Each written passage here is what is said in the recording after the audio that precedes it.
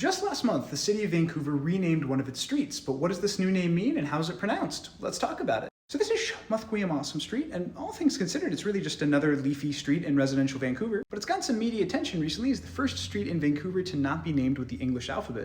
Muthguiamawsum is written in the Hunkaminam language, which is spoken around the coast of what is now called British Columbia, including what is now called Vancouver. And it's related to a lot of other languages spoken in the wider region, which as a language family you'll sometimes see referred to as the Salishan languages. Broadly speaking, these languages, Hunkaminam included, work very differently from English in very interesting ways, especially in terms of sound and grammar. I highly recommend you look more into them yourself. For the time being, I'll tell you that Muthguiamawsum translates to Musqueam View in English, Musqueam being in reference to the Musqueam Nation, who are one of the groups of people indigenous to the area and who traditionally speak Hunkaminam.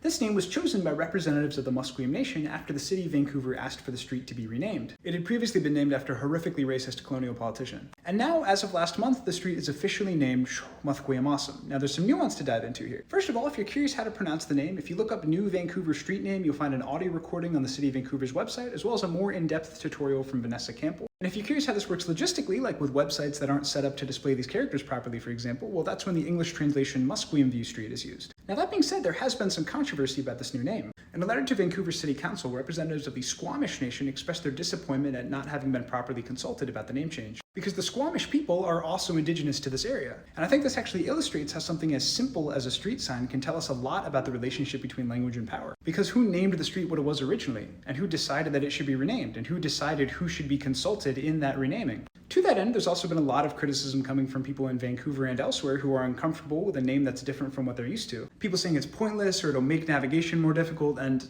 there's actually something I want to say about that last part. I'm making this video right now from Chicago, which is famous for its grid system, right? Like almost every street is very strictly north-south, east-west. But crucial to navigating the city are the diagonal streets that interrupt that grid, because that's how you get across town, right? Otherwise you'd have to jigsaw across the entire city every time. Now, believe it or not, a lot of these hugely important streets are the paved over trails that were used by indigenous people for centuries. But you know what those streets are called today?